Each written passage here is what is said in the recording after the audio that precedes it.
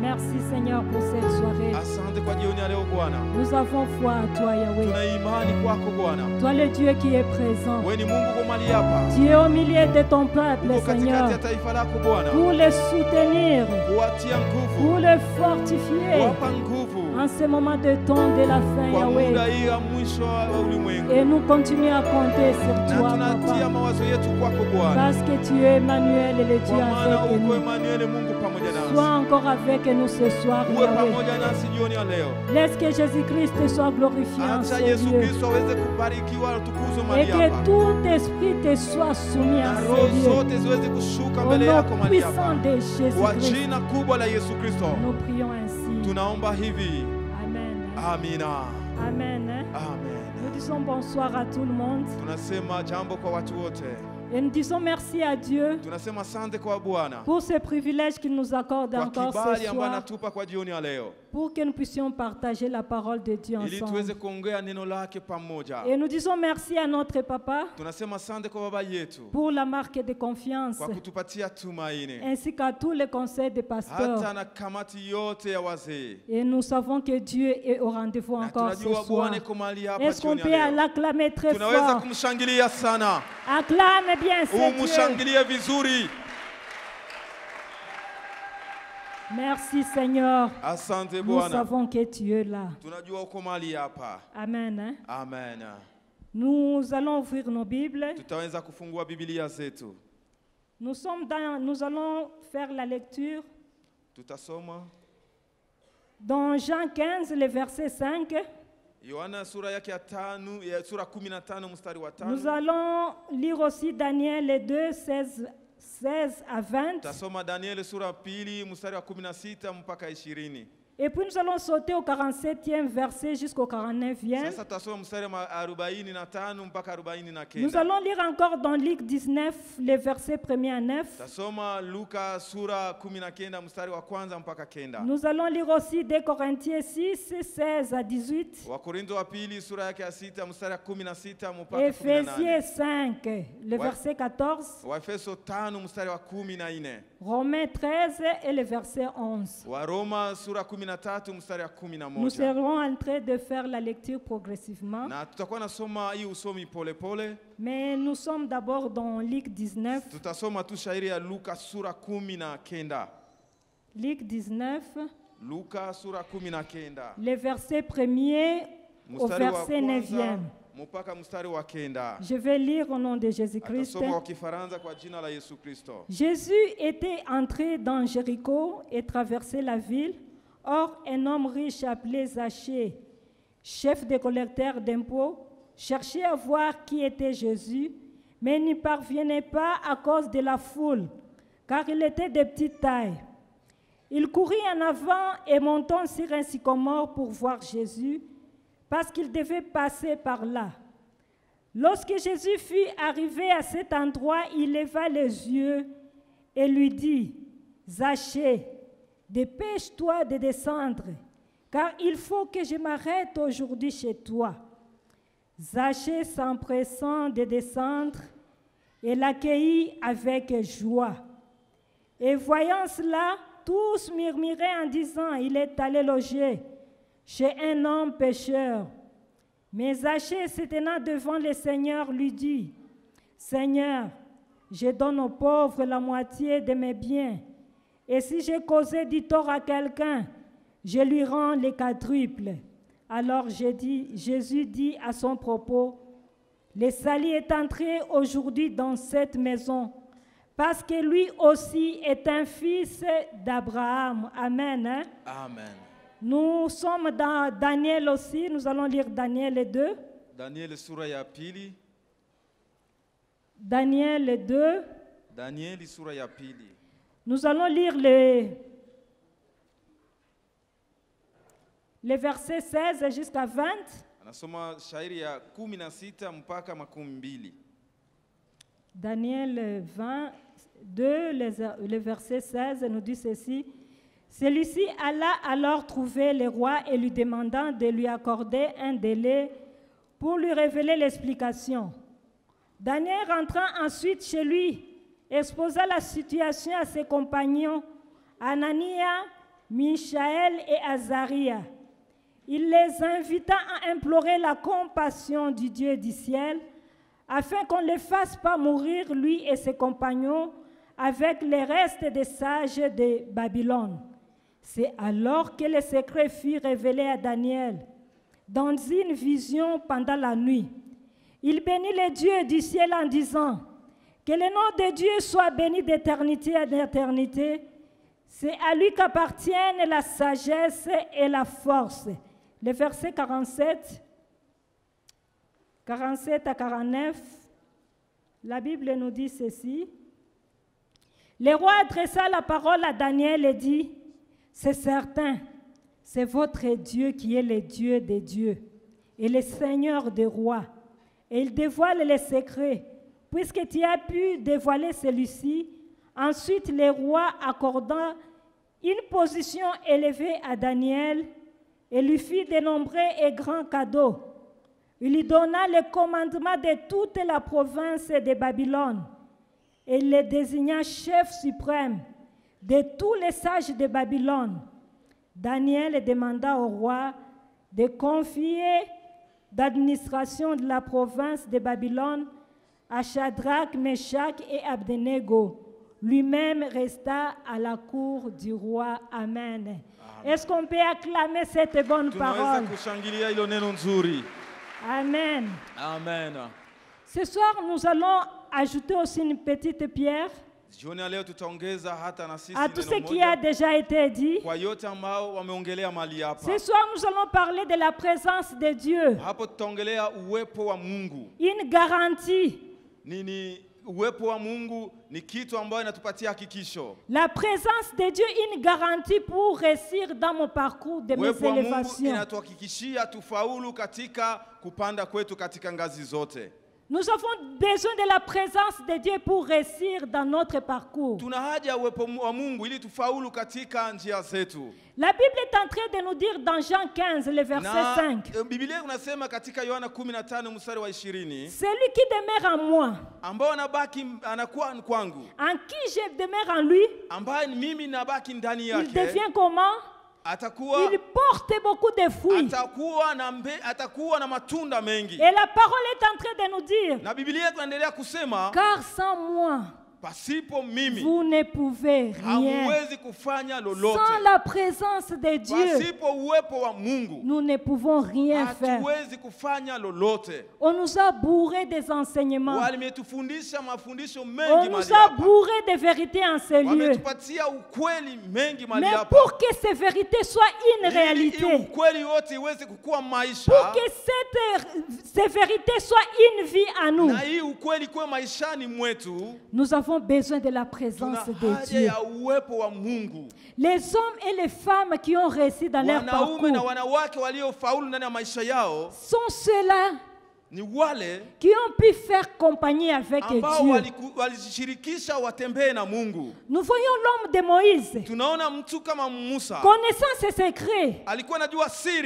Il va dire à Dieu, si tu ne marches pas avec nous, ne nous laisse pas quitter en ce lieu. Moïse a vu que sans la présence de Dieu, il ne pouvait arriver nulle part. C'est pourquoi il a a bien Na insisté. ndiye maana alihakikishia Mungu, Si tu ne marches pas avec kama nous, hautembee pamoja nasi, ne nous laisse pas quitter en ce lieu. usituache kutoka mahali hapa. Bien-aimés, nous avons besoin de Dieu. Ndugu mpendwa, tuna haja ya Mungu, Nous avons besoin de sa présence tuna haja ya uwepo wake pour réussir, ili tufaulu, pour aller de l'avant. ili tuende mbele. C'est pourquoi la Bible est en train de nous Ndio maana dire, Biblia inaendelea kusema dans 2 Corinthiens 6, katika Wakorintho wa pili sura ya 6 le verset 18, mstari wa 18, Dieu est en train de dire, na Mungu konasema, je suis pour vous un père, mimi ni baba yenu et vous êtes les fils na et nyinyi les ni filles. wana wangu na binti zangu. Pourquoi Dieu est en train de dire ça? Kwa nini Mungu anayahakikishia? Nous voyons depuis Genèse, Unaona kutokea mwanzo, le désir de Dieu, haja ya Mungu c'est de rester avec ses ni enfants. kwamba akuwe karibu na C'est watoto wake, d'habiter au milieu de son ni peuple. kuketi katika taifa Et lake. quand bien même l'homme a déçu Dieu, Hata kama mwanadamu aliweza kuvunja moyo wa Dieu Mungu, l'a encore récupéré. lakini Mungu akamtafuta Il tena est encore resté à côté de lui ili akaribie akuwe karibu na en mwanadamu. disant, je suis Emmanuel, le Dieu avec vous. Akasema, mimi ni Emanueli, Mungu pamoja Pourquoi naye. Dieu veut rester à côté de ses Kwa nini enfants? Mungu anapenda kuwe karibu na watoto wake? Et surtout à ce moment de fin des temps, Zaidi katika muda huo wa à ce siku wa moment où mwisho. la terre est bouleversée, Kwa kweli dunia inatikisika, à ce moment où l'humanité est menacée, ulimwengu kabisa inatishwa. on parle de catastrophes Kuna naturelles, matisho katika on mazingira, parle de tremblements de terre, kunakuwa mitetemeko ya nchi. nous voyons les inondations, Unaona mahali pote kuna maripuko ya nous voyons les maji, maladies qui ne font que se kuko succéder. magonjwa yanaongezeka siku kwa siku. Demain, hier c'était Ebola, Jana ilikuwa Ebola, aujourd'hui c'est Covid. leo ni corona. On est en train de parler de vagues et de vagues. Wanasema ni hali ya kwanza, ya pili, ya tatu. Il y a les guerres par-ci par-là. Mahali pote kuna vita, Il y a la famine. njaa Il y imeongezeka, a les maladies. magonjwa ni Le mengi, chômage est là. kazi haipo. Qu'est-ce que nous pouvons dire? Tunaweza sema nini? Mais Dieu, il est le Dieu. Lakini Mungu Il dit qu'il ne nous abandonnera anasema iko jamais. Mungu ambaye hatatuachilia Quand kamwe. bien même la terre sera bouleversée, Hata ulimwengu utatikisika, il sera à tes côtés. atakuwa karibu yako. C'est pourquoi il est en train de te dire, Na ndiyo maana jioni leo même si anakuambia, tu traverses les eaux, hata unapita il maji, ne va pas permettre que tu ne sois pas noyé. hata acha Et wewe uende quand bien kuzama, même ça sera le feu, hata itakuwa moto, ça ne va pas te consumer. haitakuunguza, Parce que Dieu est kwa maana avec Mungu toi. uko pamoja na C'est wewe. pourquoi il désire marcher avec Ndio ses maana enfants. tuweze kutafuta kutembea. Il dit, je suis Dieu Anasema mimi ni qui Mungu, marche au milieu, nitatembea katikati pas yenu. à côté, Hapana nje, pas à gauche, hapana kushoto, pas derrière, hapana mais nyuma, il est au milieu de son lakini iko peuple katikati ya pour taifa les lake, soutenir, ili awashike pour mkono, les sécuriser. ili aweze kutia nguvu. Bien-aimé dans le Seigneur, Ndugu katika Bwana, tu dois réussir. inabidi ufaulu, Tu dois aller de l'avant. inabidi Même uendelee. si les sorciers de ta famille Hata vont se wachawi wa lever, familia yenu watainuka. dis-toi, Ujiambie, moi je vais aller de l'avant. nitaendelea Moi mbele. je vais réussir. Nitafaulu. Moi je vais foncer. Je Nitasonga vais mbele. entrer dans mon mariage. Nitaingia ndani ya ndoa Parce yangu, que mon Dieu est kwa maana avec moi. Mungu wangu uko pamoja nami. Bien-aimé, Ndugu mpendwa, tu as besoin de la présence una de haja Dieu. ya uwepo wa Mungu. Ça garantit ta réussite. Anakuhakikisha ufaulu, Ça te donne la victoire. inakupatia ushindi. C'est pourquoi il dit, Na ndiyo maana anasema il est en train d'agir par des actions redoutables anatenda kwa matendo makubwa au milieu de ses enfants. katikati ya taifa lake. Pas seulement il veut agir avec des actions Sio kwamba redoutables, anatenda kwa matendo makubwa, mais il veut te rendre aussi redoutable. inabidi akufanye wa kutisha. C'est pourquoi dans Jérémie, Ndio maana katika Yeremia, Jérémie 1er, le verset 18, Yeremia sura ya kwanza mstari wa il est en 18, train de dire ceci. anaendelea kusema, Je t'établis ninakushimika comme une ville forte, kama vile mji comme une colonne de fer, kama vile msingi wa moto, comme un mur d'airain kama vile kibambazi contre les rois, kumpambana na wafalme, contre les chefs. kupambana na wafalme. Bien-aimé dans le Seigneur, Ndugu katika Bwana, tu n'es pas n'importe qui. wewe hauko kama mtu wa Quand kawaida. Dieu te regarde, Wakati Mungu il te anakuangalia, voit comme une ville forte. anaona kama kwa mji ambao wenye C'est boma, pourquoi il est en train de nous dire, na anaendelea kutuambia, Vous êtes la lumière de la terre. Nyinyi ni nuru ya ulimwengu. Comme une ville Kama vile mji située sur une ambao montagne. unawekwa kwenye mlima. Tu es une référence. Wewe watakuangalia Tu es yako. le sel de la terre. Wewe ni chumvi ya À ulimwengu. cause de toi, Sababu yako les gens peuvent encore espérer. na watu wanaweza kuwa na À cause tumaini. de toi, Sababu yako les gens peuvent avoir le sourire. watu wanaweza kucheka Quand tena. bien même dans ta famille, Hata katika jamii yako tout le monde a échoué. watu wengi walishindwa, Mais quand on te regarde de toi, lakini wanapokuangalia on dit quand même il y a un reste. wanasema kama kuko baki moja Il y a imefaulu. un Dieu. Kuna Mungu kwa huyo mtu. Tout le monde a échoué. Watu wote Mais walishindwa, sauf lui. lakini pasipo yeye tu hakushindwa. Pourquoi?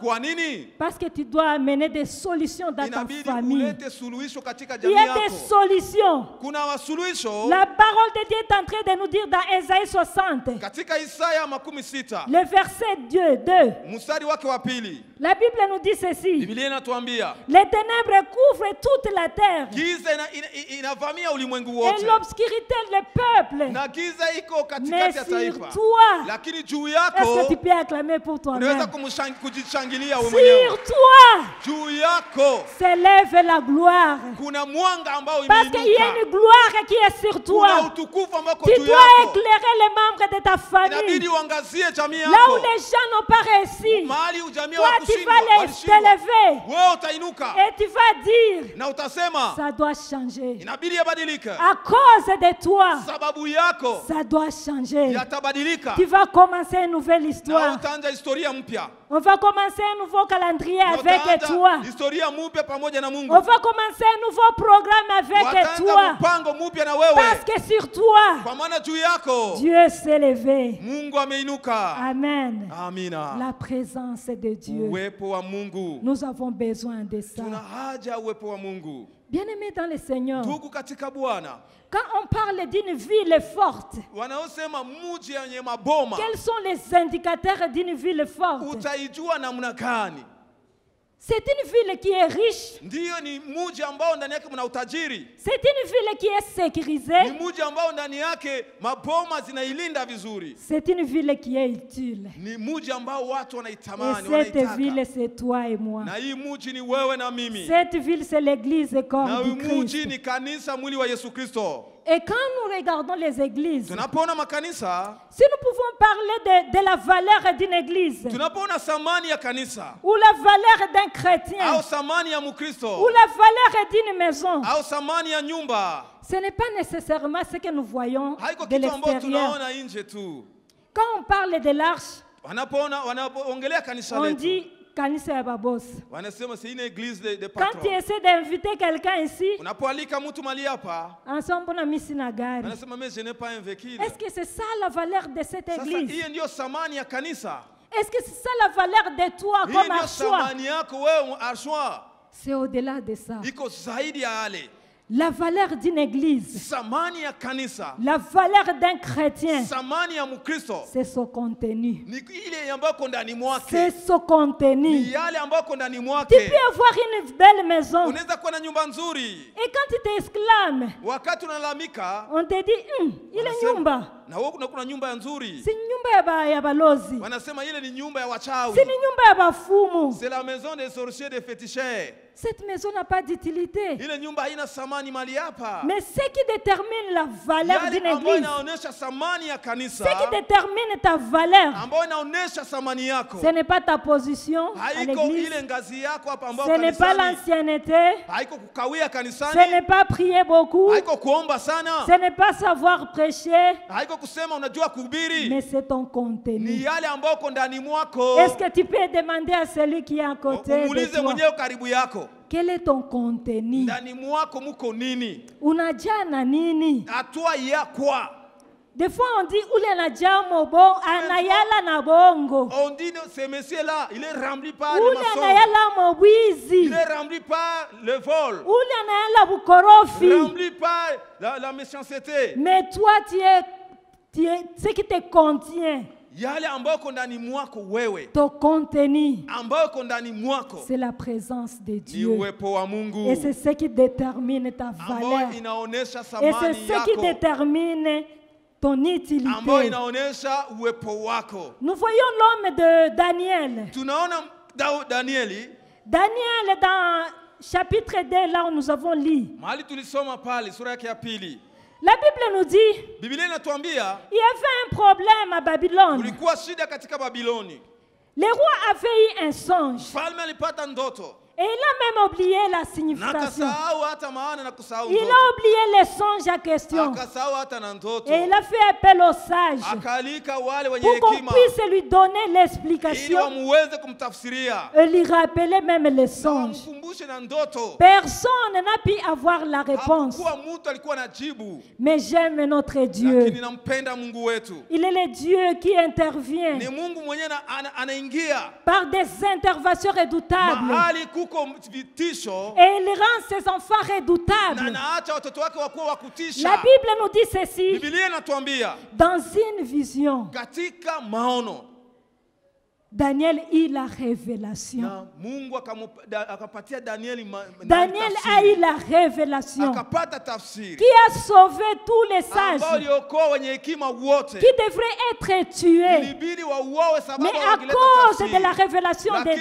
Daniel, sababu maono ya Danieli ils ont été sauvés. na wakaokolewa. Regardez maintenant au verset 47. Uangalie kwa mstari wake wa 14 Daniel na 7. fut élevé. Na Danieli akainuliwa, Daniel fut respecté. na Danieli akaheshimiwa Daniel fut honoré. na akaheshimishwa. Et au finish, qu'est-ce que Dieu, Na le zaidi droit kwa a dit? mwisho, mfalme akasema Certainement, kwa kweli c'est le Dieu de Daniel ni Mungu wa qui Danieli, est le vrai ndiye Dieu. Mungu wa kweli. C'est là où Dieu veut nous Ni amener. pale Mungu anapenda C'est la atubebe. mission que nous avons sur cette Ni terre. kazi ambayo Mungu alitupa Archois et duniani. archoises. Arshwa ya arshwaza. Si tu vis encore, Kama unaishi tena, ce que Dieu veut de toi, Mungu ambaye anahitaji kwako, ce que Dieu attend de ambao toi, Mungu anataka kwako, que les gens disent watu waseme réellement, kwa kweli c'est le Dieu des archois ni Mungu ya wa arshwa, qui est le vrai Dieu. ndiye Mungu wa Quand kweli. Dieu va commencer à t'utiliser Wakati Mungu ataanza kukutumikisha dans les prodiges et les miracles, katika miujiza na quand ishara, Dieu va te faire une réponse pour ta wakati famille, Mungu atakupatia jibu juu ya jamii yako, quand Dieu va te faire une réponse pour ta wakati société, atakufanya wako suluhisho kwa jamii, les gens vont te suivre ici. watu watakufuata mahali hapa. C'est pourquoi, bien-aimés dans le Ndio Seigneur, maana ndugu mpendwa, ce soir,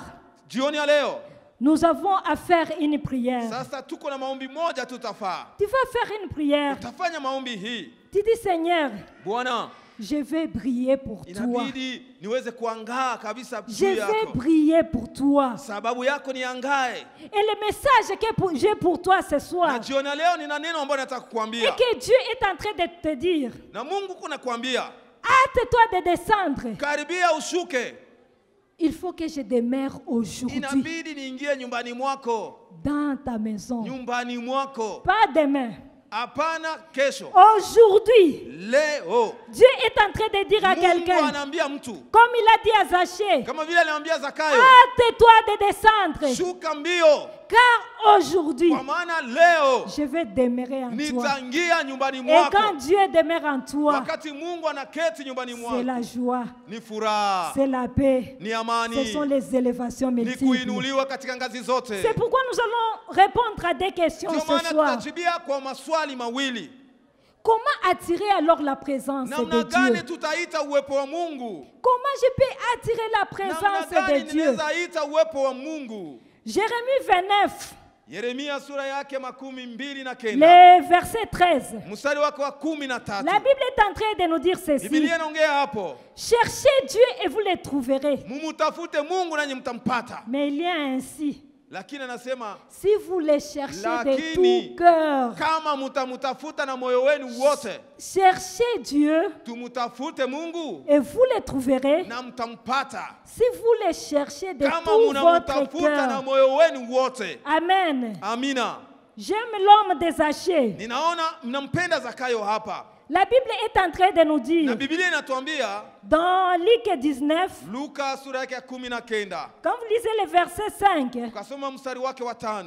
la Bible est en train de nous dire Na Biblia inaendelea kutuambia Zachée a eu le désir de voir Jésus. Zakayo alikuwa na haja ya kumwona Yesu, Mais qu'est-ce qu'il a fait? lakini nini alifanya? Il est monté sur un arbre. Akapanda juu ya mti. Parce qu'il savait Kwa maana alikuwa anajua que Jésus-Christ devait passer par là. inabidi Yesu Kristo apite mahali pale.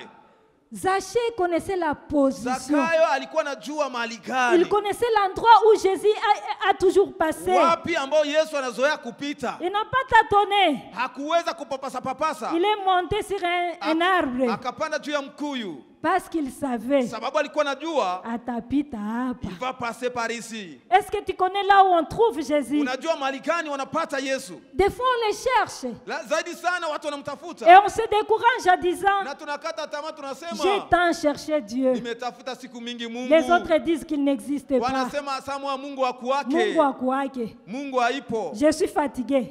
Nimechoka, Mina jechi abio. je vais abandonner. Les bien-aimés dans le Seigneur. Ndugu mpendwa katika Bwana, Il y a les portes par lesquelles il faut toquer. kuna milango ambayo inabidi Il uweze faut avoir kubisha. des clés appropriées pour ces Inabidi kuwa portes. na funguo ambao juu ya ile mlango ambao kuna bisha Pour juu trouver yake, Jésus. ili uweze kumpata Yesu. Ce n'est pas sur n'importe quelle porte qu'on Hayo le kwa trouve. mlango yote unaweza kumpata Yesu. Il y a des portes appropriées. Kuna mlango ambao umeandaliwa tu, Nous allons parler des 5 portes. na hapo tutaongea milango 5 ambao Yesu anaweza La kupatikana. première porte, Mlango wa ou kwanza bien le premier moyen de chercher au Jésus, njia ya kwanza ambao unaweza kumtafuta Yesu, c'est chercher Jésus par la facette de sa grâce. unaweza kumtafuta Mungu kwa njia ya neema yake tu, La facette de la grâce. kwa njia ya neema yake. C'est ça le grand portail. Ni ile mlango Une kubwa. fois tu es dedans, Kama uko katika tu ile njia ya peux neema, profiter de toutes les grâces qui se unaweza trouvent dans kupokea l'enclos. neema zote ambazo ziko katika hizo Cherchez mlango. Dieu par la facette de la grâce. Tumtafute Mungu kupitia neema yake. La parole de Dieu est en train de nous dire dans Matthieu 6, Na Biblia inasema katika Mathayo sura 6 le verset 33, mstari wake wa 13 cherchez d'abord le royaume des cieux utafute kwanza ufalme wa mbingu. et tout, et cherchez d'abord le royaume des cieux et sa justice. Tutafute kwanza ufalme wa mbingu na haki yake, Et ce que vous êtes en train de chercher vous sera donné. na yote ambayo kunatafuta sasa utaweza kupewa. C'est dans sa maison, il y a toutes les richesses. Ndani ya nyumba yake muna vyote ambavyo David tunahitaji. est en train de dire, Na Daudi kunasema, je suis rassasié des bontés de ta maison. mimi nimeweza kurizika na wema wa nyumba Et yako. nous avons toujours chanté comme ça. Na zaidi tunaimbaka hii nyimbo, Toutes les choses précieuses de ce monde, on les trouve dans sa présence. vitu vyote vizuri Toutes tunavipata les kwake. choses précieuses de Vitu ce vizuri monde, vyote ya dunia hii on les trouve dans sa présence. tunavipata mbele yake. C'est lui qui s'est resté dans sa présence. Yule ambao anataka kubaki mbali Ça n'a karibu yake. qu'apparaît. Si tu restes dans la présence de Kama Dieu, unabaki karibu na Mungu, toutes les choses que tu cherches, vitu vyote ambao tu vas kunatafuta les trouver dedans. utavipata ndani ya Mungu. Jésus est suffisant pour toi. Kuwa na Yesu ni yote kwako. Anatosha kwako. Il est suffisant pour tout. La Bible est en train de nous parler dans Biblia Jean 5, inatuambia ndani ya Yohana Jean sura 6, 5. Yohana sura 6. les versets 5 à 12. Mstari wake wa 5 mpaka La parole de 12. Dieu est en train de nous parler de la multiplication des pains. Hapo Biblia inaonyesha namna Yesu alizidisha mikate. Jésus était en train d'enseigner à la foule Alikuwa akifundisha umati. et il a fait guérir les malades. Aliweza kuponya wagonjwa. Et ça faisait 3 jours qu'il était avec la Ilikuwa siku foule. 3 pamoja na umati. Et les disciples voulaient renvoyer la foule. Sasa hao wa mitume walipenda hii kundi iweze kurudi nyumbani. Mais Jésus a vu qu'ils avaient un Na besoin. Yesu akaona ya kwamba wana Il haja. fallait qu'on leur donne d'abord du pain. Inabidi wawapatie mkate. Jésus te connaît, Na bien-aimé. Yesu anakujua Il kweli. sait que tu as besoin du pain. Anajua kwamba kuna haja Ne mkate. verse pas la fraction. Sasa wewe usiweze kuachilia. Des fois, on cherche Jésus pour le pain. Zaidi sana tunatafuta Yesu juu ya mkate. Mais celui qui s'appelle le pain de vie, Sasa yeye ni mkate wa uzima. tu le laisses derrière Unamwacha nyuma, et tu veux le pain. unapenda mkate ambao Tu haiko cherches kitu. d'abord le miracle, Unapenda miujiza, tu laisses le faiseur de miracles. unaacha mwenyewe naoneshaka anatendaka miujiza. Tu cherches le mariage, Unatafuta ndoa, Pendant que tu vis avec un kishakoshi, Sasa wewe kuna kivalizi yako kule mkartie. tu cherches les enfants. Unapenda watoto? Pendant que tu es un bureau, Wewe uko na mabiro kama fulani, wewe uko biro wa fulani. cherche d'abord Jésus. Utafute kwanza Yesu. Cherche d'abord Jésus pour sa grâce. Tafuta Yesu Kristo kwa neema Des fois, on yake. voit les gens dans les chumba ya mayombi. Tunaona katika nyumba ya maombi huku. Ils sont dans les jangwa. Wako katika Ils jangwa sont en huko. train de pleurer. Wako nalia. Ils servent même Dieu. Hata wanaweza kumtumikia Mungu. Et j'ai vu même une femme. Na niona siku moja mwanamke. Elle était en train de pleurer. Na iko nalia. Anasema Mungu, Oh mon Dieu. unilipe sasa. Paye-moi Mimi maintenant. nakukoropeaka kanisa Même yako. toi, je nettoie Saa l'église. imefika kunilipa. C'est le moment de me payer. Quelle était la vie de cette femme? Sasa maisha ya mwanamke ukiona ilikuwa namna gani? Troisième bureau. Alikuwa nyumba ya tatu. Sasa natafuta Mungu Maintenant amulipe tu nini? cherches, Dieu va te payer quoi?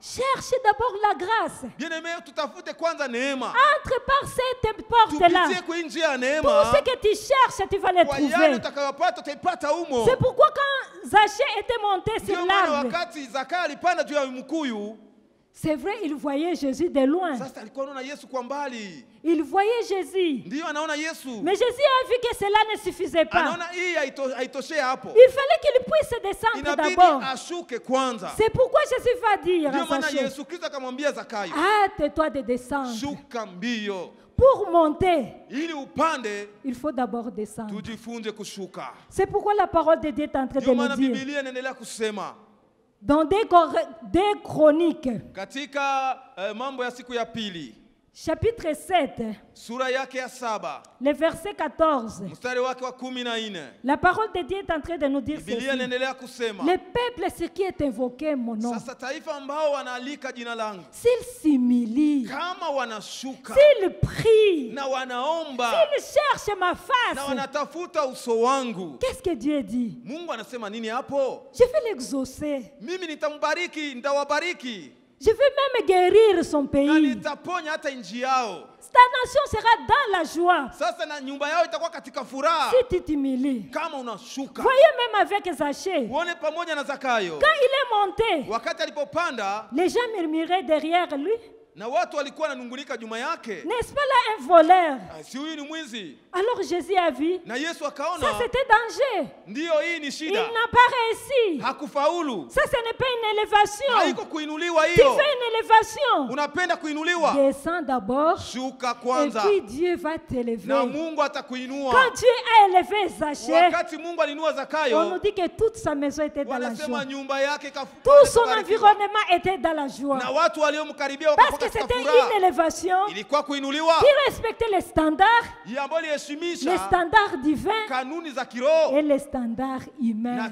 kanuni za watu. C'est pourquoi Dieu est en train de dire à quelqu'un ce Ndio soir, Mungu kunaambia jioni ya leo, mtu hâte-toi de descendre. shuka mbio. Les gens murmurent derrière Watu toi. wanaongea mbaya Uko nyuma yako, natosha mamimba. si Et avorte tu continues à servir. na wewe unaendelea kutumikia Bibi yako Mungu. hana salama. Sasa Mwanamke wako hana salama.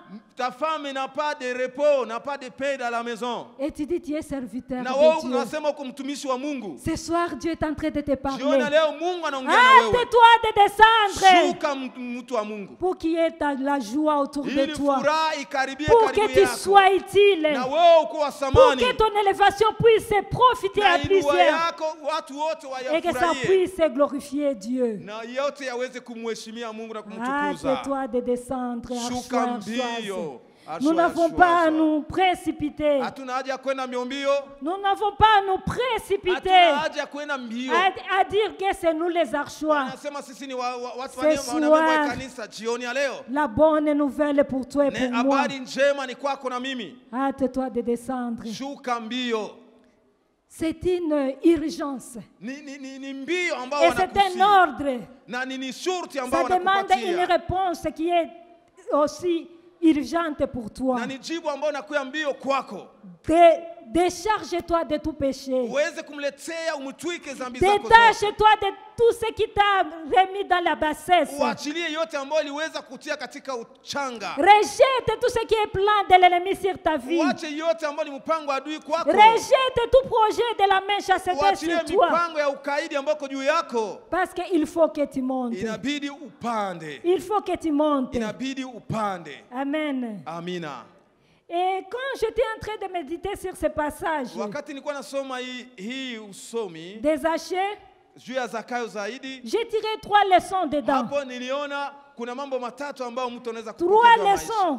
ndani kuna suluhisho tatu. La première leçon Ya kwanza, est que Dieu est attiré par les gens qui sont actifs. Mungu anaingia maisha ya watu ambao wako na bidii. Les gens qui sont actifs Watu ambao wako na bidii, et non les paresseux. hapana wadhaifu. Nous voyons le courage des Zachée. Tunaona bidii ya Zakayo. Zachée n'était pas n'importe qui. Hakuwa mtu wa kawaida, On nous dit qu'il était un homme riche. alikuwa tajiri. Vu sa position sociale, Katika hali yake ya kijamii, c'est un douanier. alikuwa mtu anahusika. Regardez les huko kwenye douaniers douane. autour de vous. Unao watu wanatumika kwenye serikali huko kwenye mpaka. Ils ne sont pas n'importe qui. Haiko watu wa kuangalia angalia hivi chini. Il était douanier, il était riche. Alikuwa mtu ambaye anatumika C'était kwenye une koti. grande personnalité dans la Alikuwa mtu société. mkubwa katika jamii. Mais la Bible nous dit ceci. Lakini Biblia inatuambia Il a désiré voir Jésus. alikuwa na haja ya kumwona Yesu. Je suis en train de parler à ces gens-là qui sont hautement positionnés. Naongelea wale ambao wameinuka juu sana. Peut-être que vous occupez une grande position dans ce gouvernement. Inawezekana katika government yetu kuna nafasi kubwa na ya juu sana. Tu es un manager. Wewe uko kama mfanyakazi. Et tu te dis aujourd'hui, Na unajiambia leo, tu n'as pas le temps pour Dieu. sina muda tena juu ya Mais Mungu. ce soir, Dieu est en train de te Lakini dire, Mungu anakuambia, sans lui, tu ne peux rien. pasipo yeye hauwezi fanya Sans lolote. Dieu, tu seras un malheur. Pasipo Mungu utakuwa Pour mwenye les ole. gens que tu sont en train de diriger, Na wale watu ambao kunaongoza, sans Dieu, tu seras un malheur. pasipo Mungu wewe utakuwa mwenye ole Pour kwa la watu unaongoza. société. Hata juu ya jamii. Zachée, Zakayo il était hautement positionné. alikuwa na ngazi ya juu, Mais il a manifesté ses désirs. lakini alionyesha Et haja il s'est même humilié. na akashuka, Il est monté sur un arbre akapanda juu ya mti pour vouloir chercher Dieu. ili aweze kutafuta Et Mungu. Dieu a honoré son courage. Na Mungu akaweza kuheshimisha Il bidii dit, yake. Zachée, descends. Anasema Zakayo, sasa Je ushuke, t'ai vu. nimekuona Et j'aime Dieu. na ninapenda Mungu, Il nous connaît. anatujua. Qui avait donné le nom de Dieu à Zachée? Nani alimpatia Il jina ya te Mungu connaît kwa par ton Zakayo? nom. Anajua jina lako, Il voit ces soifs que tu as. anaona haja Tu ambayo es en train unayo, de venir les chercher. unakuja kumtafuta Pendant ce tournant décisif, katika hii mpango.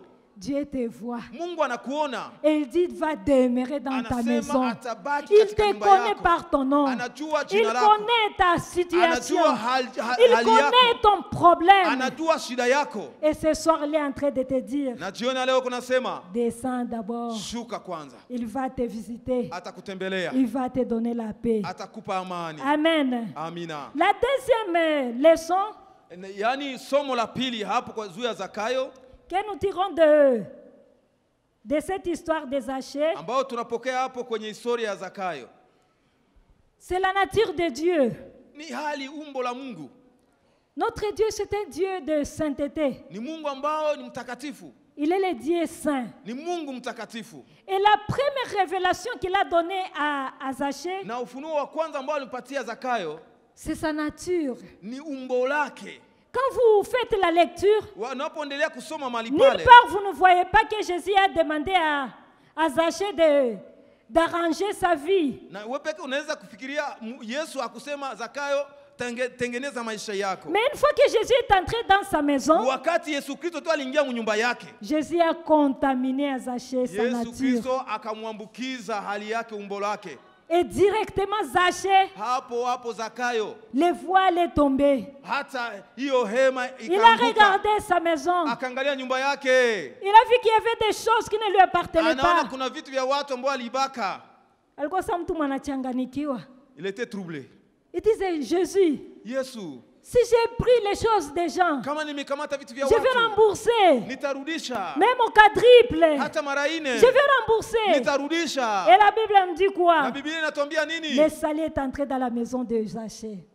yaani wokovu umeingia katika nyumba za Zakayo. Notre Dieu, il est le Dieu saint. Mungu wetu ni Mungu mtakatifu. Il habite au milieu de son peuple qui est saint. Katika taifa ambalo ni takatifu. Comment tu cherches Dieu? Namna gani unamtafuta Mungu? Ce soir, Dieu te demande Jioni leo Mungu anakuuliza. De les chercher d'abord pour la sanctification. Anakuomba kwanza mutafute kwa utakaso. Cherchez-les d'abord pour la transformation. Mutafute kwanza ili uweze kubadilika. Qu'est-ce qui a collé dans ta vie? Nini njoo iko ndani ya maisha yako? Qu'est-ce qui est ce péché? Ile dhambi gani iko ndani yako? Cherche la sanctification. Tafuta utakaso. C'est un Dieu saint. Ni Mungu mtakatifu. Nous sommes en train d'évoluer avec ce programme. Na tunaendelea katika mpango huu. Mais Dieu dit qu'il te connaît. Lakini Mungu anasema anakujua. Il connaît tes désirs. Anajua haja yako. Il a besoin de te visiter. Ana haja kutembelee. Mais c'est toi qui es en train de bloquer la situation. Ni wewe ndio unafunga hiyo hali. Essaie de regarder ta vie. Uangalie maisha yako. Essaie de regarder tes relations. Uangalie uhusiano wako. Zaché ne s'était pas seulement arrêté à la repentance. Hakubakia tu kwenye kutubu. Il a aussi réparé. Akatengeneza na watu. Des fois, Église de Dieu, Zaidi sana il y kanisa a la des Bwana. torts que nous causons aux gens. Kuna habari tumeharibisha maisha za watu Na huko. tunajisawisha. Et nous oublions. Et nous évoluons. Na Et nous tunaendelea. montons. Tunapanda. Je suis devenu archibishop. Mimi nisakuwa bishop mkubwa. Je suis devenu intercesseur. Mimi nisakuwa Je suis devenu tel. Mimi nisakuwa hivi na hivi. Pendant qu'il y a des gens qui murmurent Na kuna derrière watu toi. wanakunungunikia nyuma yako. Ce soir, Dieu est en train de parler Jiona à leo quelqu'un. Mungu anakuambia. Descends d'abord. Shuka Il y a kwanza. les gens qui murmurent Kuna derrière watu toi. wananungunika nyuma yako. Va réparer les torts. Enda tengeneza pamoja nao. Il y a l'Esprit de Dieu qui me parlait d'un homme Roho ya ici. Mungu ilikuwa inasema juu yake. Il y a un papa ici. Kuko baba moja hapa. Il a causé du tort à plusieurs filles. Aliweza kuharibisha binti wengi. Il a causé du tort Yaani aliweza kufanya matatizo kwa binti wengi. en donnant des fausses promesses de mariage. Unawaidia ndaoa huyu wote unawaacha. Et au finish, il a abandonné ses filles. Sasa kwa mwisho uliacha hao binti wote. Il a laissé une plaie. Unaacha vidonda.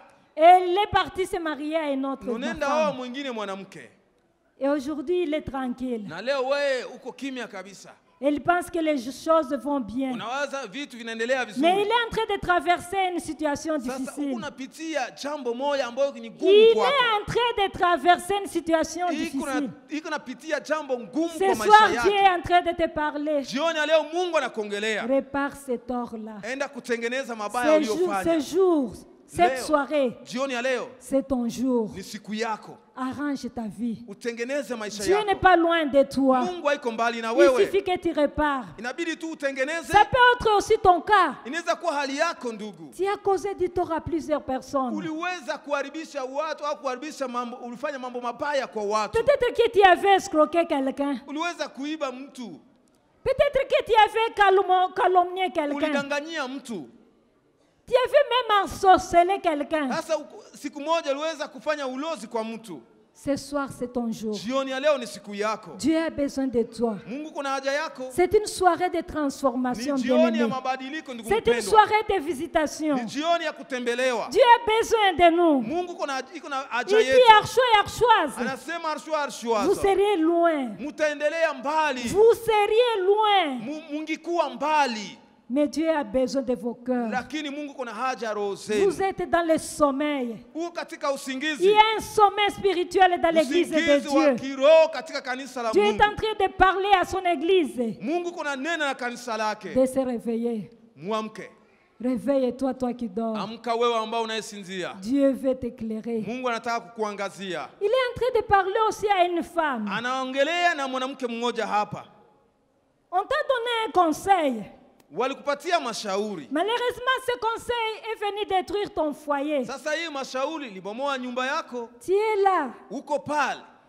Tu as une corde autour de ta Sasa hanche. uko na kamba ya uchawi katika kiuno chako. Et on t'a dit que si tu places ça, ça va t'aider à faire le planning. Sasa walisema hiyo kamba itakusaidiaka isizae tena. Mais depuis qu'on t'a donné cette corde-là, Wakati walikupokupa hiyo kamba, tu as des problèmes dans ton foyer. sasa una shida katika nyumba yako. Dieu te demande aujourd'hui Mungu anakuomba leo de venir te repentir. ukuje utubu.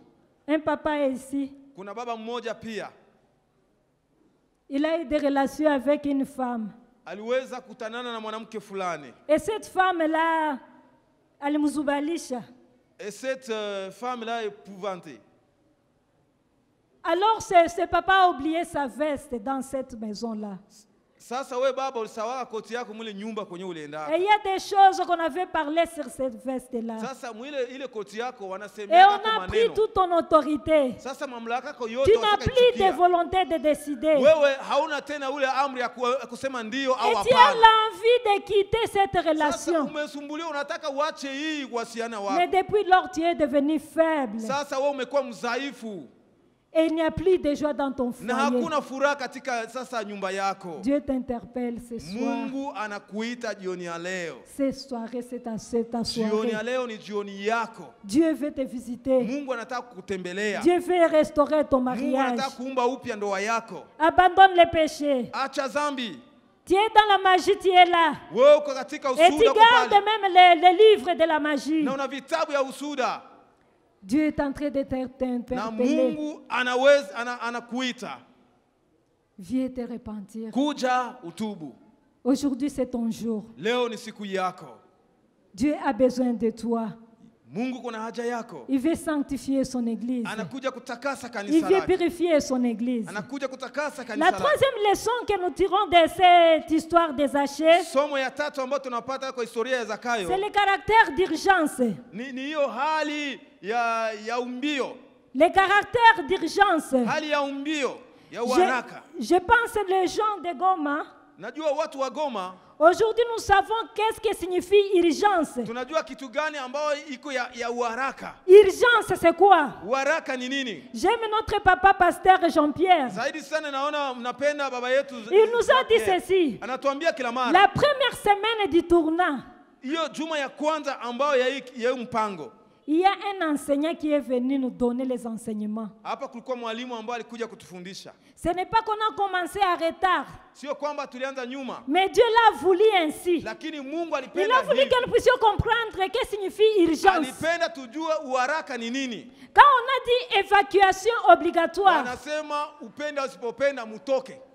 n'est-ce pas qu'il fallait que, je pense si on avait utilisé le style de Jésus, Kama tungisema kama vile hali ya Yesu Kristo, hâte-toi d'évacuer. wangisema faa mbio uondoke. Hâte-toi d'évacuer. Faa mbio uondoke. Quel était le sentiment, ton sentiment quand on a dit évacuation obligatoire? Sauli ulisikiaka upenda usipopenda uondoke. Il y a trois choses qui étaient venues en esprit. Kulikuwa mambo matatu ambayo ilifika katika mawazo Le yetu. facteur temps, Zaidi sana muda, priorité utachukua nini yaliyo ya muhimu et vigilance. na uwe mwenye kukeshea. Et quand nous voyons le temps, Na wakati tunapoona muda tout le monde était pressé, n'est-ce pas? na kila mmoja wetu alikuwa mbio, Il n'y avait pas de distraction. hakukuwa mambo ya kuzubaa. Est-ce que les enfants pouvaient jouer à la balle? Sasa ile siku uliona watoto wakicheza kabumbu. Est-ce que watoto wangelicheza kabumbu? Est-ce qu'il y avait moyen les enfants de jouer à la balle? Est-ce que ces jours-là on pouvait jouer à la carte? Kulikuwa muda ya kucheza hiyo karata. Est-ce que ces jours-là on pouvait se distraire en disant que je suive un film? Sasa ulikuwa pale kwenye runinga naona filamu. C'était une urgence. Ilikuwa uharaka. Pas de divertissement. Hakuna ya kujifurahisha tena. Focalisé vers l'objectif. Tuende juu ya lengo. Deuxièmement, Ya pili, priorité. ya muhimu. Quand tu tournes dans ta chambre, Unaingia katika chumba yako, tu tournes dans ta maison, unazunguka katika nyumba, tu essaies de soulever ta maison, unaweza kuangalia nyumba yako, tu sens comme si ça pèse 10 kilos. unaona kwamba inakuwa na kilo 10. Unaangalia ndabeba nini? Je vais apporter quoi? Ndaacha nini? Je vais abandonner quoi? Tout le monde c'était quoi? Kila mtu Document. vikaratasi vya maana. Document. Vikaratasi vya maana ndio Et watu je pense walichukua. même aujourd'hui, Na mimi najua leo ces valises sont, les petites valises sont encore en place. hiyo vishakoshi vikingana nafungiwa kule kwenye On dit mlivitia. on ne sait jamais, bibaki est tout Hatujue pale. tena tunaweza enda, Mais ça n'arrivera plus. haitafika tena. Amen. Amen. Dieu a voulu nous enseigner Mungu alipenda kutufundisha que signifie urgence nini ya uharaka maisha et vigilance. na kukuwa na uangalivu. Chaque fois on était sur WhatsApp. Kila mara tulikuwa kwenye WhatsApp. Quelle est la source sûre? Tulikuwa na kutafuta Qu'est-ce qu'on habari a ya dit mzuri ni encore? wapi, wataongea nini tena. Et les gens étaient en train de se Na contredire. watu walikuwa wakichanganyikiwa wao kwa wao. Fake news. Habari mbaya. Fake news, ça s'est passé. Il y avait Hii beaucoup ni de habari ambayo nouvelles. ishapita zamani. On voulait avoir des messages. Ilibidi tupokee On habari. voulait avoir la vraie information. Tupate habari ya mzuri. C'est ça l'enseignement que nous avons Hiyo eu. ndio mafundisho Les Mungu premiers alitufundisha. enseignements Mafundisho ya du kwanza tournant décisif katika hiyo 2021. mpango wetu wa 22 Caractère d'urgence, ya Archois. uvio ni nini kwako Arshwaza. Là, nous avons lu dans Romains 13, Tunasoma hapo katika Waroma sura 13 le verset 11. mstari wa 11. Cela importe plus Sasa zaidi hii ni ya muhimu. pour que vous savez à quel temps nous sommes. Tuko katika muda gani? C'est l'heure de vous réveiller Ni du muda wa sommeil. kuamka katika usingizi. Car maintenant, Kwa maana sasa le salut est plus proche de nous. wokovu ni karibu yetu. Bien-aimés dans le Seigneur, Ndugu katika Bwana, Jésus n'est pas loin. Yesu haiko mbali. Il est à la porte. Hiyo kwa mwenye mlango. Nous sommes en train de parler des élévations. Tuko nasumulia juu ya kuinuliwa. C'est bien, Ndiyo ni vizuri. mais préparons-nous Tujiandae pour la rencontre du roi des ili rois. tukutanane na mfalme wa Il est à la wafalme. porte. Yeye iko kwenye mlango. C'est vrai, nous allons arrêter les choses. Ndiyo tutaweza kuacha vitu. Mais il y a les choses que nous n'arrêterons pas. Lakini iko vitu ambavyo Parce que ce hatutaacha. sont les signes de fin des Kwa temps. maana ni vionesho ya muda wa On parle de mwisho. tremblements de terre. Mitetemeko ya dunia. On parle de guerre. Vita On tumesikia. parle de querelles. Tumeona fujo On mengi. parle des inondations. Hata mafuriko ya maji. Haiko njebe tuko naona. Ce n'est pas ce que nous sommes en train de vivre, n'est-ce pas ce que nous sommes en train de vivre? Urgence. Uangalie ya muhimu. C'est pourquoi Jésus est en train de dire, Ndio maana Yesu Kristo kunasema, hâte-toi, faa mbio, dépêche-toi de descendre. shuka mbio. Je désire demeurer en toi. Ninataka nibaki Je ndani mwako. désire demeurer dans mon église Ninataka niketi katika nyumba yangu pour vous soutenir. ili niwashike mkono. Hamutabitoka amo. Il n'y a pas moyen de sortir. Hatutabitoka amo shie Il peke. n'y a pas moyen. Nous Nous avons seuls. besoin de la présence Tuna de haja Dieu. ya uwepo wa Mungu. Caractère d'urgence bien-aimé dans Ni le hali ya Seigneur. umbio, ndugu mpendwa. Tu es encore accroché à toi. Wewe umejishikilia wewe mwenyewe. L'église de Dieu aujourd'hui Kanisa la Mungu est animée leo par l'esprit de l'église de Laodicée. ni kama kanisa inafananishwa na kanisa la Laodikia, L'église qui est en sommeil. ambao kanisa ambayo imelala L'église imesinzia, qui est dans la confusion. kanisa ambayo ndani yake mna mchanganyikio On n'arrive pas à distinguer le bien du mal. zaidi sana, watu wajue mema na mabaya. Et si on essaie de reprocher aux gens, Wakati wanaambia watu, ils se rebellent. wanakuwa waasi, Ils sont ni chauds, hawako moto ni froids. wala baridi. Qu'est-ce que Dieu a dit à l'église de Laodicée? Mungu alisema nini kwa kanisa la Laodikia? Puisque tu n'es ni chaud ni Sababu froid, hauko moto au baridi, je te vomirai. mimi nitakutapika. Bien-aimé dans le Seigneur, Ndugu katika Bwana, après beaucoup d'efforts qu'on vient de fournir en ces lieux, na kuna nguvu mingi tumeweza kuifanya mahali après hapa, beaucoup d'efforts que tu as fournis pour suivre na wewe Jésus-Christ, umefanya bidii mingi ili mumfuate Yesu Kristo. et qu'on vienne te vomir, Sasa kwa mwisho wa kutapike, c'est un malheur. ndiyo ni ole. Hâte-toi de descendre. Shuka mbio, Dépêche-toi. karibia mbio, Détache-toi de ces péchés-là. wacha hiyo Il y zambi. a urgence. Kuna waraka, L'église est en sommeil. kanisa iko katika Dans ugiza. Ephésiens, Katika Waefeso, Ephésiens 5, 14, Waefeso sura 5 mstari wa 14, Jésus est en train de dire, na hapo Yesu kunasema il est temps de se réveiller. ni muda wa kuamka sasa. Il est temps de se réveiller, Ni bien-aimé muda wa dans le kuamka, Seigneur. ndugu mpendwa.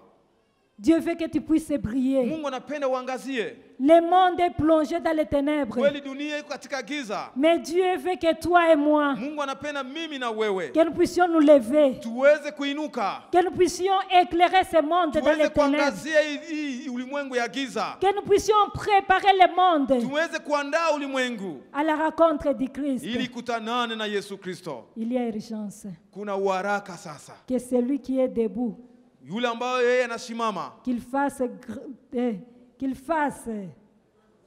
prenne garde aweze kuangalia asianguke, de ne pas tomber. asianguke. Et que celui qui est dans le péché, Na yeye yote iko katika que dhambi celui qui est tombé, ambao ameanguka sasa qu'il puisse se relever. aweze kushimama C'est le temps sasa. de se relever. Ni muda wa Ce kushimama, n'est plus le temps de faire des querelles dans sio l'église. muda wa kufanya fujo kanisani. Dieu a besoin de toi. Mungu ana haja yako. Dieu a besoin que son église soit sanctifiée. Mungu anapenda kanisa lake litakasika. Il vient habiter au milieu de son peuple. Anakuja kuketi katika taifa Pour que les lake, gens qui sont à l'extérieur, ili watu watakao wale ambao wako nje, comme les rois au temps de Daniel, kama vile mfalme wakati wa Danieli, puissent dire aseme réellement, kwa kweli il y a un vrai Dieu. kuna Mungu wa kweli. Amen. Amina.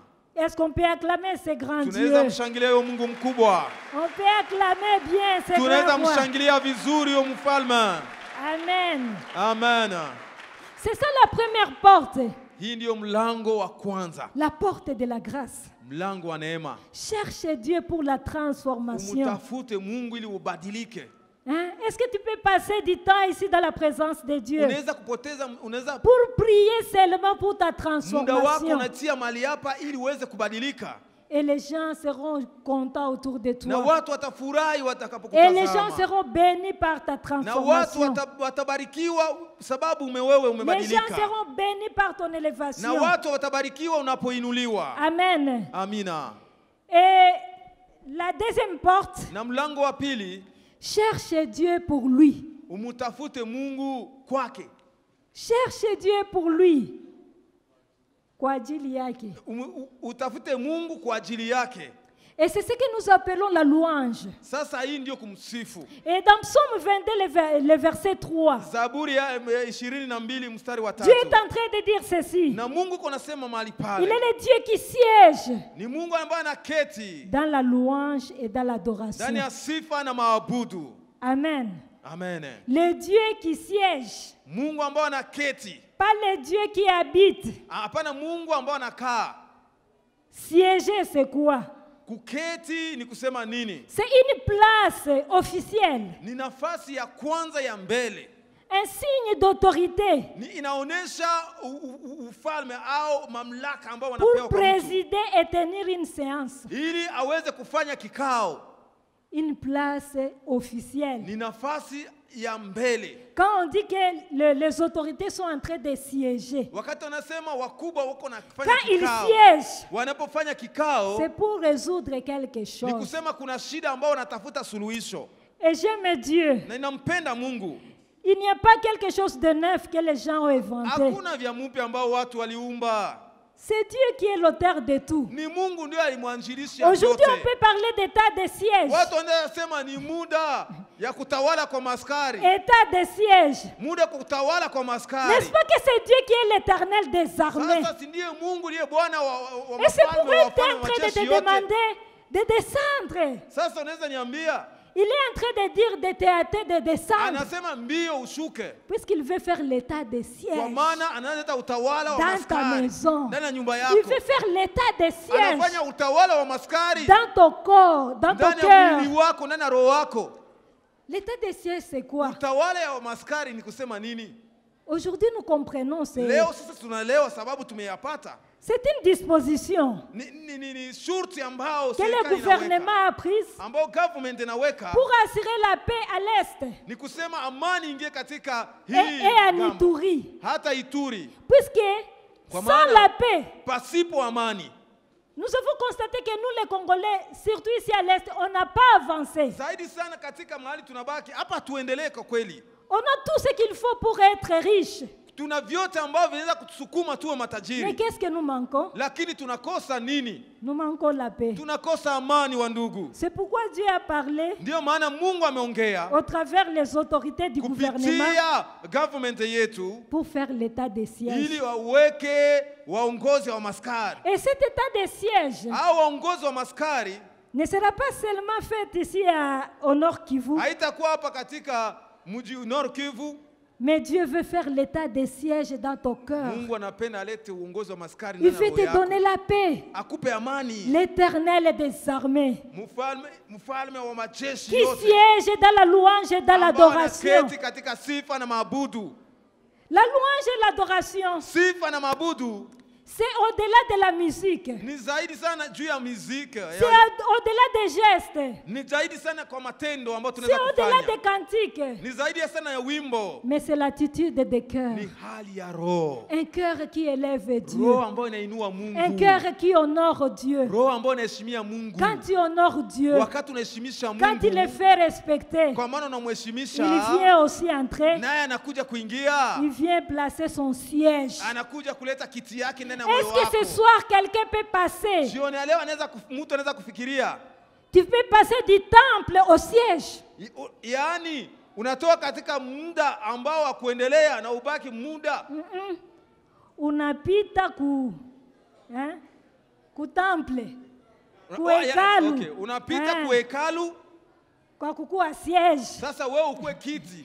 Est-ce que tu peux passer du temple Sasa wewe utatoka kukua hekalu à l'état de siège? na wewe ukue kama vile kiti. Un roi peut avoir plusieurs sièges, Sasa, plusieurs habitations, Mfalme anaweza kuwa na nyumba mengi, mais il peut avoir seulement un seul siège, lakini ana kiti moja tu kia ufalme. un seul bureau. Anakuwa hata na biro Il moja. peut se dire, cette habitation ne me plaît plus. Anasema hii nyumba hainipendezi C'est tena. devenu sale. Imekuwa mchafu. Mais dans le siège là, Lakini katika ile kiti il va entretenir. ataweza Puisqu'il y a kukitengeneza. des dossiers Kwa importants maana humu muna mambo qu'il doit mengi. traiter dans ce siège Inabidi là. aweze kutengeneza. Alors, le Dieu qui dit, il siège dans l'adoration et la louange. Sasa unasema na keti katika sifa na mabudu. Alors, comment passer du temple au siège? Sasa tutatoka kwenye hekalu tukue kama vile kiti. Nous allons voir dans Jean, Tunaona katika Yohana Jean 14, le 23e verset. sura yake 14 mstari wa 23. La parole de Dieu est en train de dire ceci. Biblia inaendelea kusema Celui qui aime Dieu yule ambao anampenda Mungu et qui garde ses commandements, anachunga sheria zake. Dieu est en train de dire ceci. Na Biblia inasema hivi, Nous viendrons à lui tutakuja kwake et nous ferons notre demeure chez lui. na tutafanya makao yetu Amen. kwake. Est-ce qu'on peut acclamer Dieu? Tunaweza kumshangilia Mungu. Les nous là, c'est qui? Sisi ni wanani? Nous ferons notre siège, notre demeure chez lui. Tutakuja kufanya makao yetu kwake. C'est le Dieu Père, Ni Mungu Baba, le Dieu Fils, ni Mwana le Saint-Esprit na ni Roho Mtakatifu. et les anges Na malaika wote viendront faire leur demeure watakuja kufanya makao yao en toi. ndani mwako. Quelle sécurité, Sasa wewe utakuwa na boma quelle gani? garantie. Utakuwa na hakikisho gani? Nous avons vu il y a quelques jours ici, Kwa muda uliopita il y avait beaucoup de militaires dans la ville. kulikuwa majeshi wengi katika mji Et sans pour autant demander à quelqu'un, na hawakuuliza mtu ili wajeshi hao on s'est wakuwe, dit sûrement il y a une grande na watu personnalité ici. wakaelewa kwamba kuna mtu mkubwa ambao yuko katika mji. C'est ça ton cas. Hiyo ndio hali yako, Tu n'es pas seul. hauko wewe peke. Quand bien même il y a des choses qui vont être bouleversées dans ce monde, Hata kunaweza kuwa vitu vinaribika tu katika n'es dunia pas hii, seul. hauko peke yako. Il dit moi, Anasema mimi, le Père, Baba, le Saint-Esprit, hata Roho nous Mtakatifu viendrons faire notre demeure tutakuja en kufanya toi makao yetu pour kwako, que tu sois dans la sécurité, ili uweze kukua katika hakikisho pour que tu puisses avoir la paix. na uweze kukua na Bien-aimé dans amani. le Seigneur, Ndugu katika Bwana, un cœur correct, roho ya kweli, un cœur sincère, roho ambayo ndani yake hamuna hila, c'est ce cœur-là qui est le demeure de ni Dieu. roho ambayo ndani yake muna makao ya Mungu, C'est ce cœur qui contient Dieu. ni roho ambayo ndani yake mnakuta Mungu. La deuxième façon de faire le siège, Ni kusema hali ya pili, kugeuka kiti cha Bwana, c'est ce qui se retrouve dans Philippiens 4:4. ambao unaikuta katika Wafilipi sura ya 4 mstari wa 4. La parole de Dieu est en train de nous Na dire, Biblia inaendelea kusema hapo, réjouissez-vous dans le Seigneur. mjifurahishe katika Bwana. Je le répète, Ninarudilia, réjouissez-vous dans le furahini Seigneur. katika Bwana. C'est possible de trouver la joie dans le Seigneur. Inawezekana upate furaha katika Quand bien Bwana. même tu avoir des problèmes dans la vie, Hata unaweza kuwa na mashida katika maisha, cherche la joie auprès de utafute Dieu. furaha karibu na kumfanya Mungu. Tu peux te créer la paix. Unaweza kujiumbia amani ndani Tu mwako. peux choisir de vivre en paix. Unaweza kuchagua uishi na Si amani. tu fais de bons choix, Kama unafanya chaguo tu nzuri, peux vivre en paix. unaweza kuishi na amani. Si tu choisis de pardonner, Ukachagua kusamehe, tu peux vivre en paix. unaweza kuishi na amani. Mais qu'est-ce que l'ennemi veut faire Zaidi sana adui anafanya nini? avec les enfants d'Israël? Zaidi pamoja na watoto wa Israeli. Dieu va envoyer Moïse auprès de Pharaon. Mungu analeta Musa mbele ya Farao. Il va dire ceci à Pharaon. Anamtuma mbele ya Farao akasema, Laisse partir mon peuple acha taifa langu pour qu'ils aillent me servir. ili waende kunitumikia. Qu'est-ce que Pharaon a fait? Farao akafanya nini? Qu'on les charge de travaux lourds. Sasa sababu wameomba kuondoka, tuwapatie kazi mgumu Qu'on tena les zaidi. occupe. Wakuwe na makazi mengi Tuwatumikishe, tuwaoccupe. zaidi, watumike tena zaidi. C'est ça la stratégie de l'ennemi. Hiyo ndiyo njia, mbinu za adui. Les soucis, Hali la colère, hata hii kiburi, l'amertume. hata kukuwa na katika roho yako kuvunjika. C'est une bonne occupation que l'ennemi Sasa hii nous appelle. adui anakupatia ili uweze kushughulika na hivi vitu. Tu n'as pas un autre moment pour penser à Dieu. Hauna muda ya kufikiria juu ya Mungu. S'il veut occuper ton cœur, Kama nataka kuketi katika roho yako, il va charger ton cœur inabidi atie de mambo la ambayo colère. utahusika. Il Sasa va shetani charger ton cœur anatia ndani wivu, chuki, de l'amertume. hata unavunjika Mais moyo. ce soir, Dieu est en train de dire à quelqu'un, Na jioni ya leo Mungu kunaambia mtu, venez à moi, muje kwangu vous tous qui êtes nyote chargés, ambao mnabeba mizigo je mizito, vous donnerai du repos. ni mtaweza kuwapumzisha. Dieu a besoin de te donner du repos. Mungu ana haja akupatie pumziko. Son aéroport, Uwanja wa ndege wake c'est un terrain c'est un cœur qui est paisible. ni roho ambao inatulia, Là où il y a la paix. ambao mna amani. Pendant que Anne était en train de pleurer, Wakati Ana alikuwa akilia, pendant que Anne était en train de se lamenter, zaidi Ana alikuwa akinungunika, il n'avait pas encore Isaac. alikuwa na hayapata Il huyu fallait que Samueli. l'homme de Dieu l'approche Ilibidi mtumishi wa Mungu amkaribie et lui donne une parole de na consolation. mpatie neno ya Il kufariji. lui a dit seulement va en paix. Akasema enda na amani. Et après cette parole, Na kupitia hii neno, Isaac est venu. na huyu mtoto akakuja. Ton Isaac est en train de Sasa traîner huyu Isaki yako unakawia parce que ton cœur est chargé. sababu roho yako mna mambo Ton mengi. Isaac est en train de traîner Huyu Isaki wako parce anakawia, que tu tournes unazunguka kwenye mambo. sur une montagne de murmures, Ni huko kwenye mlima wa sur une mangununguniko, montagne de pleurs. mlima ambao unalialia. Ce soir, Dieu te débat. Jioni ya leo Mungu anakuambia Réjouis-toi dans le Seigneur. ujifurahishe katika Bwana, Réjouis-toi dans le Seigneur. ujifurahishe katika Bwana. Notre Dieu, il est le Dieu. Mungu wetu ni Mungu, Il désire habiter avec son peuple. anapenda keti kwenye taifa Il lake, désire être au milieu de toi anapenda kuwe katikati yetu, pour te rendre redoutable ili uweze ukuwe mtu wa et kutisha, pour intervenir dans ta vie ili aweze kuingia ndani ya maisha yako par des actions redoutables. na matendo ya kutisha. Bien-aimé dans le Seigneur, ce Ndugu soir, katika Bwana, jioni ya leo Dieu vient de te parler. Mungu amekuongelea. Je ne sais pas, après ce message, Sijui baada ya hii mahubiri quelle est la résolution qui est en train de tourner dans ta tête. unakamata hatua gani na nini kunazunguka katika kichwa yako. Nous allons incliner nos têtes dans la Tutaweza prière kuinamisha vichwa vyetu katika maombi et nous allons faire un appel. na tutaweza kualika watu. Tu veux que Dieu demeure ce soir dans ta vie. Unapenda Mungu aketi katika maisha yako. Tu étais monté seul, Wewe ulikuwa unapanda wewe peke, mais ce soir Dieu veut demeurer dans ta maison. na leo Mungu anataka kuketi katika nyumba yako. Il veut te donner la joie. Anataka kupatia furaha. Ce soir c'est ton jour. Leo ni siku yako. Tu veux donner ta vie en Jésus. Unapenda kumpatia Yesu maisha yako. Tu peux juste lever ta main. utainua tu mkono wako. Il est là ce soir. Iko mahali hapa. Ne rate pas ce jour. Usiweze kupoteza Il siku ya leo. désire habiter avec toi. Ana haja keti pamoja na wewe.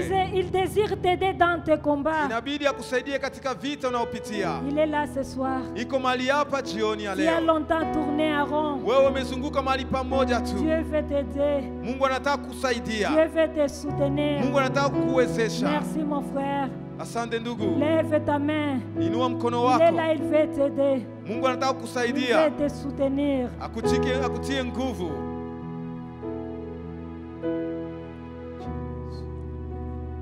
J'ai besoin de toi, Dieu. De toi, Dieu. J'ai besoin de toi, Dieu.